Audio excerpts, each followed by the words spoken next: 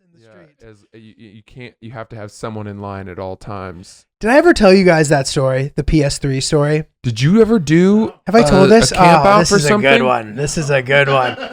This is a good one. Oh, goody two shoes. All right, dude. So I have this friend Brent, and this guy, he's funny. He talks in sayings. Like he'll be like, oh, and he has this deep voice like this, deep voice like this. He has like kind of like a Midwestern accent. And like, for example, he'll invite me to Florida, but he'll be like, how about you migrate down south? I love Got that. taken to the cleaners. Like he says shit like this constantly. It's so funny. May I pause you for 1 second? Sure. People like that are actually quite impressive because in order to pull that off, you have to have so many different sayings. He has so many. And they don't repeat themselves. Yeah, sure. And to have a mastery of that many idioms is something I don't have. It's pretty incredible. Like he works in finance, and I'll ask him about like stocks. I'll be like, "What do you think about Airbnb?" He'll be like, "Thinking about getting your beak wet." Yeah, like right. Shit like that. You know? Yeah. All right. So anyway, we're in college, and PS3 is coming out. I think that's what it was. It's PlayStation 3. PlayStation 3. And game console. You know, Brent comes to me. He's like, "You thinking about?" He's like, "There might be kind of big resale value here. Should we? Should we scope it out?" So I'm like, "Yeah, sure, let's do it." I was like, "I don't really have enough money to buy one because I think they were like $400 or something." And he was like, "Don't worry." He's like, "I'll stake you, and like let's go figure it out and like camp out and do it." So I was like, "Okay." So we go to like I believe it was Dedham, Massachusetts. Like not that nice. Was that what it was? It was a neighborhood on the outside of Boston that wasn't very nice. Mm-hmm. It's escaping me specifically Needham? where it was. Dorchester. It was like one of these kind of like not Needham. It was like a kind of like a dodgy periphery of the city kind of situation. At Best Buy, we decided to post out. Yep. So we get there the day before, and we get in line. We get our place in line. So we borrow our friend's car. We're kind of like sleeping in the car, taking turns, going in and out of line, and it's like a little chilly and. It starts becoming crazy. Like there's all sorts of characters in this line. So around 3:00 in the morning, the place will open up the next day. At like 10 p.m. that night or something, they give you a ticket for your place in line just to guarantee your spot in line, just in case it starts getting crazy. They give you a thing being like, here it is. So at like 3 a.m, this like really sketchy guy appears and he starts scoping out the line and he comes over to me. He's like, "Hey man," he's like, and he had like a big neck tattoo of a note, of like a musical note. This guy was named Miles. And he goes, "Hey man," he goes, "how much for your spot in line?" He's like, "Would you be willing to sell your spot in line?"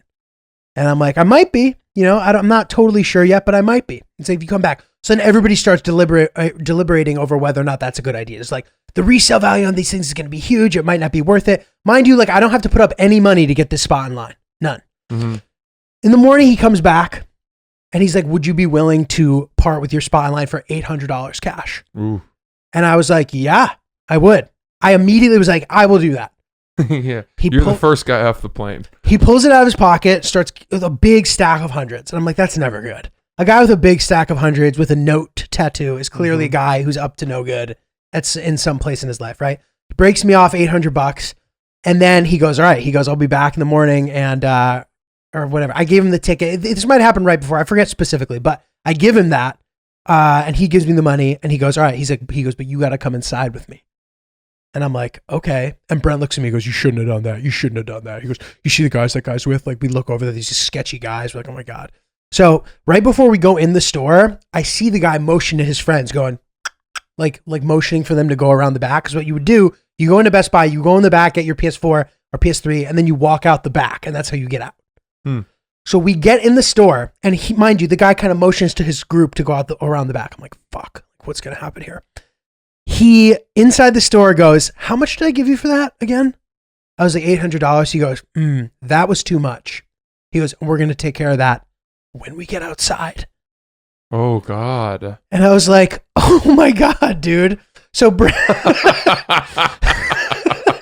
was like, "Oh my God." I know. I was like, "What have I got myself into?" That wasn't a negotiation. Yeah, I'm like, fuck. I'm like, "Oh my God, I'm going to get my ass beat or threatened or people are going to hold me up and I'm going to have to give this money back." I'm going to get my ass beat or worse, threatened. Yeah. So I'm sweating. Brent goes around back and he gets his and he goes out. And I text him. I'm like, "Dude, go to the car. And I'm going to try to sneak away from Miles and I'm going to jump in the car and we're going to drive away." he's like, okay. So he goes to the car. I'm like waiting. I'm like, when the fuck is he gonna get in the car? And finally he's like, I'm here. I kind of quit. I see him look the other way. I sneak back, run out to the car, speed away, get away with it. And then for the next 2 months, I had friends of mine were pranking me from random numbers being like, it's Miles.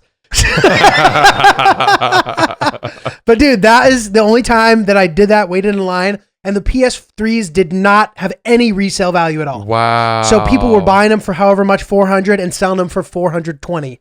So it ended up being the heist of a lifetime. You did it. $800 profit. Yeah. Wow. Good for you. Thanks, man. Sorry for going off. Wait, it was 800 profit? Yeah, because I didn't have to buy it. He bought my place in line for $800 cash. Yeah, that's solid. And bro, at the time, you know how much money that was for me? I was selling my blood for $50. Yeah, right. You were. It was huge. So that is my waiting in line story. That's a good story. That's Get a some great. ASP Thursday hats. I didn't expect that to go as well as it did.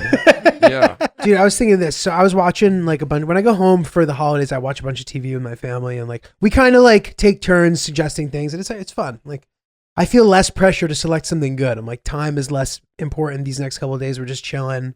Sure, I'll watch that thing I normally wouldn't watch. Mm-hmm. You know, but I was watching that show 7 Worlds, 1 Planet. Have you ever seen that? No. It's like the most up-to-date David Attenborough narrated thing. Oh, cool. And there's an Antarctica episode. And dude, I had such an emotional investment in this. Why? Because of the melting cap? No. Anything? So what they do, dude, it's like the best filmmaking I've ever seen. Like every time they show a new animal, they'll show you like one specific story unfold, which is so sick. So like you immediately see like one animal's quest to do something out. So in this particular one, the albatross reaches a point where both the mom and the dad are gone looking for food because the baby needs to eat more often.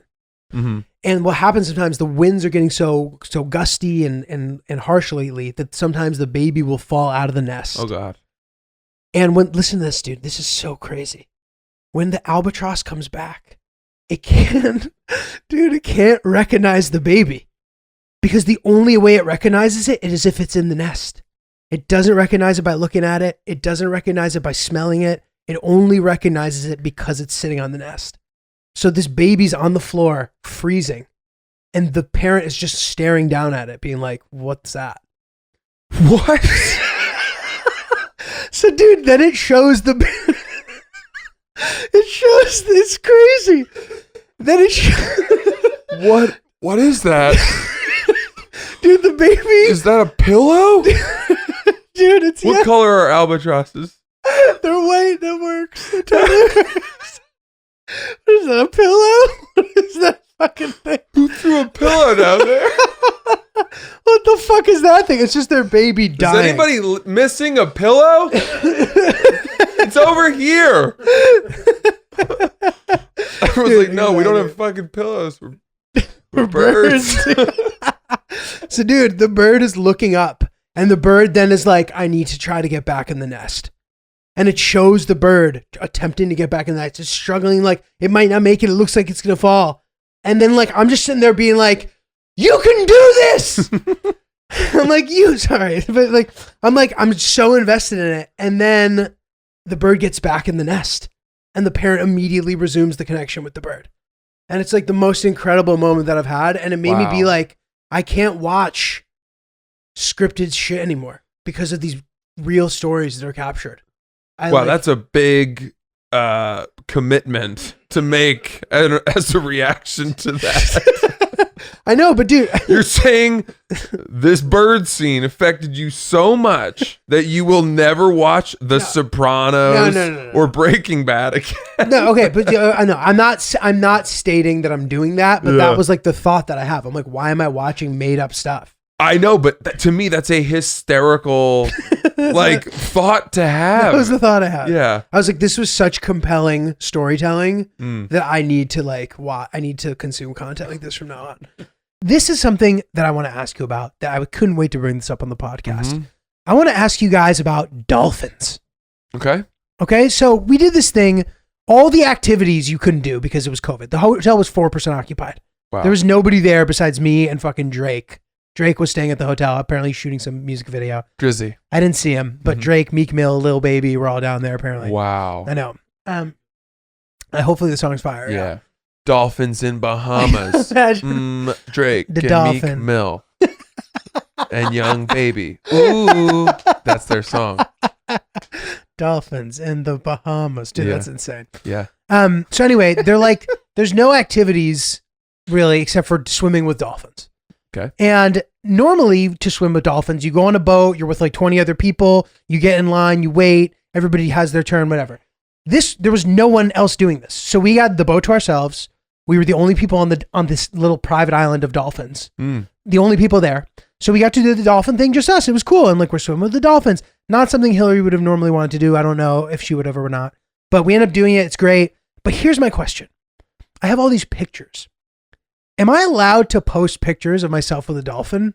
Or is that like fucked up somehow?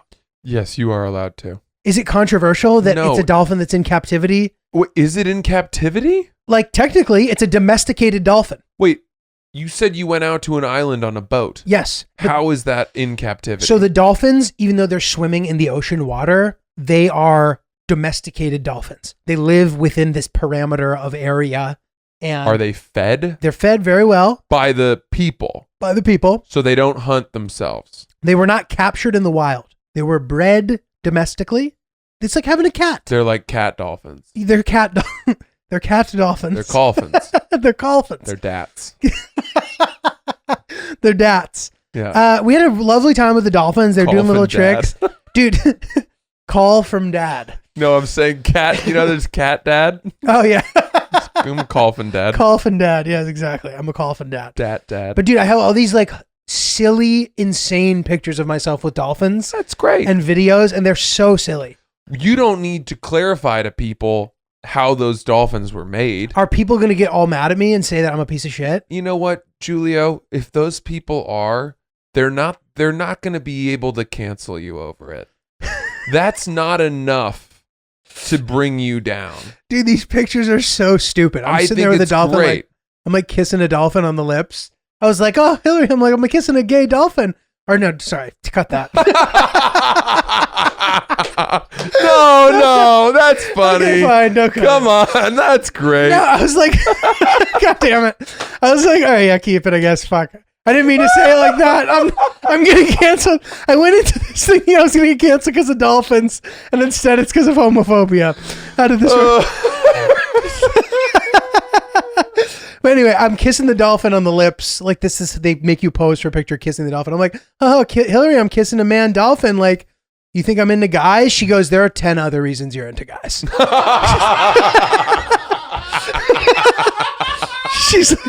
She's like that. You kissing a male dolphin isn't even top 10. Good for her. I know. She had a couple of good She's got an zingers. acerbic wit. She does. She's very funny. A rapacious wit. She has a rapacious wit. Rapacious wit. Good for her. Do you know what the secret to cooking is, Julio? What? Following a recipe. That's all it is, dude. It's right there. It's right in front of you. Everybody. It's right there.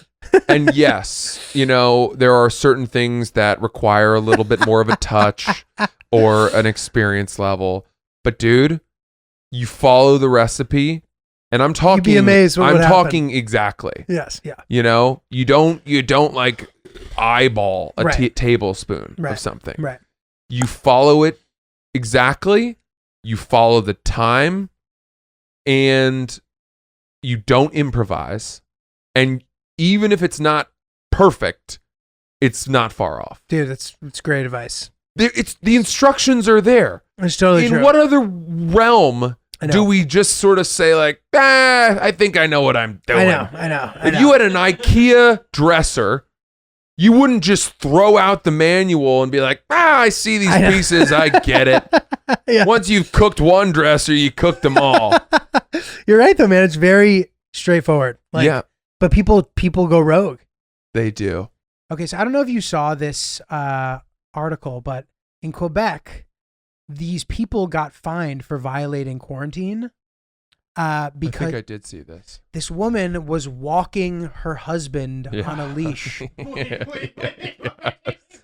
I did see this.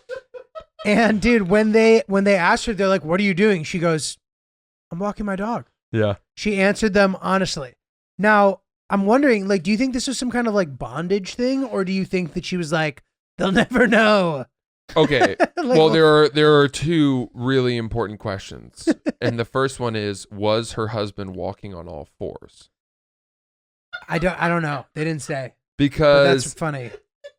I hope he was. if he was standing up, it makes me think that they were just being smart and trying to, take advantage of a loophole. That's what I'm thinking, right? Like, right? But if he was on all fours, then it does feel like some strange role play, maybe sexual thing. right. Like she's a slave or something. I have seen in the meat packing district one day, I saw a man walking another man on a leash. Was he walking on all fours? You found it? No, his subservient being was wearing a gimp mask. Okay. Full blacked out leather mask, could not see, right? Mm-hmm. And was completely in the power of his handler. Got it. And the guy in the gimp mask, I mean, it was kind of scary. Like, I found it scary, honestly. Yeah. And that's one of those things where, they were doing normal shit. Like, they were window shopping at Barney's. The guy who was holding the leash was looking at outfits in Barney's and then tugging on the leash to say, let's keep going. Here, boy. Oh, dude, that's crazy. And I tried to take a little video of it, which felt like I was being an asshole. Exploitative. But at what point? That's fair game, dude. Is something so absurd that you don't have to just embrace it and be progressive. Right. And this is unusual. You can say this is over the line. If I'm a child or if I had children, how am I supposed to explain that? That has nothing to do with being progressive or not. If you want to take you could be fine with it and still want to video it. It's an unprecedented event. I would say clearly that they were probably dating or maybe not. I don't know. Sexual involvement. Yeah, it's some kind of thing, right? Right. So that's a sexual orientation thing. Yeah. So am I supposed to just say that's how they roll and it's beautiful and love has many different shades? I guess, dude. I mean, I felt like the guy in the gimp mask needed help. But it's entirely possible that he had been an equal signer-upper for it. Right, of all that. No, that's true. But yeah, you weren't sure if he was like being held captive. It was a prisoner in broad daylight, was how it looked. Dude, I was at a nightclub once. These people we used to hang out with, they used to have these like parties. I think the place was called the Delancey, or I forget what it's called. It's on Delancey Street. It's the Lower East Side. Yeah, it's one of these places. But I was sitting at the table and I noticed that the ground under me was like unstable. And I looked down and there was a rug beneath me that was rolled up, but there was eyes cut out of the rug and a mouth hole. God. And there was a guy rolled up in the fucking blanket or in the rug. And I look at my friend, I'm like, and she goes, oh yeah, he's a slave. He likes it. And he literally goes, I like it. And I was like, what? Okay, dude. All right, but hold on. I swear. So much to unpack here, including the guy. I mean, what the fuck? All right, hold on. He can't do that to you. You can't. In my opinion, he needs to get your consent to be your footstool. Oh, interesting. That's interesting.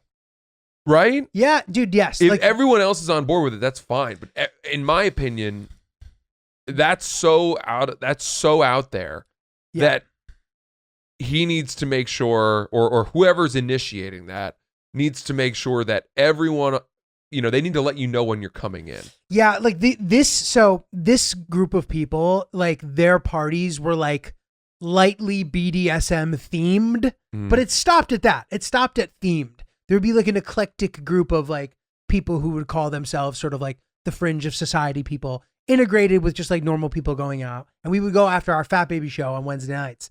But yes, I agreed that I did not expect to be stepping on a guy rolled in a fucking rug. That guy's probably like married too. He's like, sweetie, I have to work late. Like, is that worse than cheating on your wife?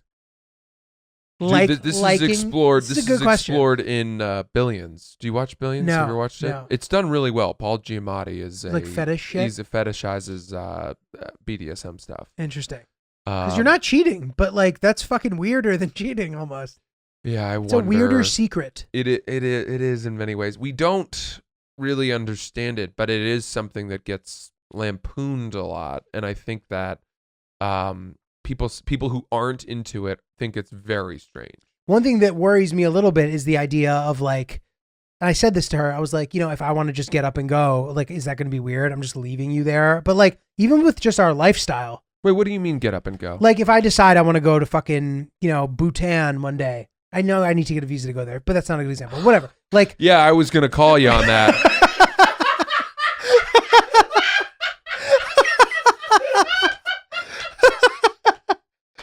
You looked at me as if I was an ambassador to Bhutan.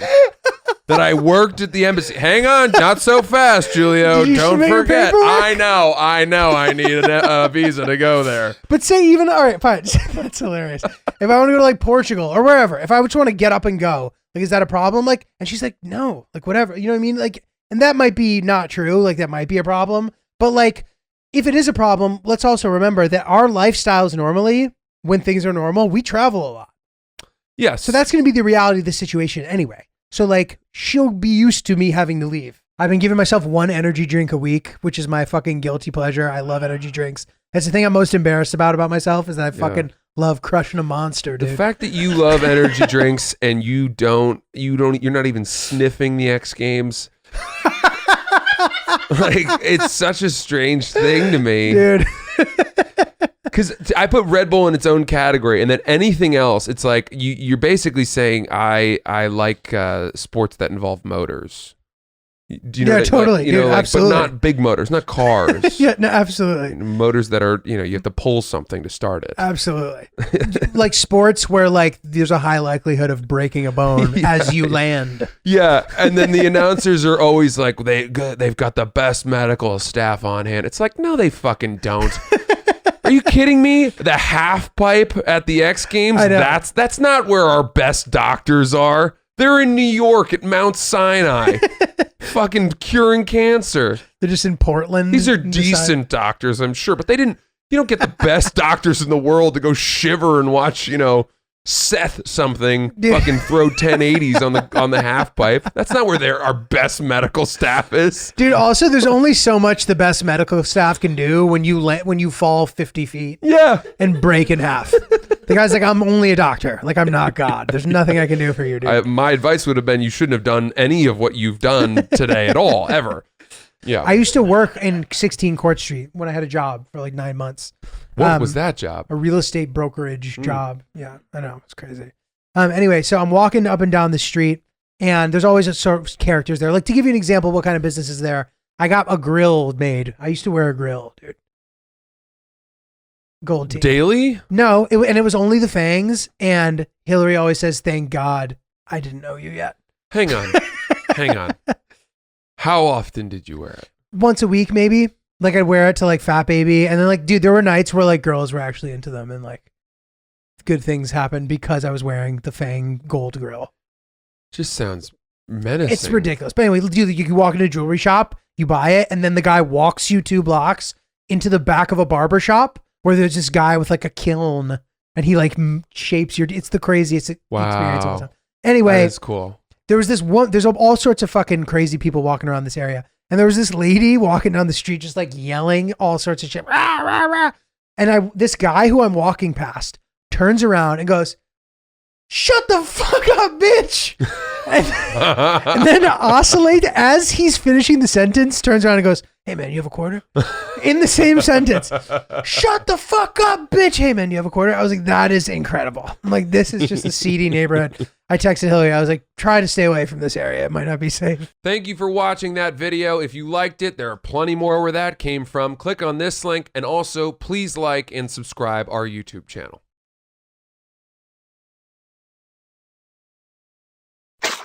Oops.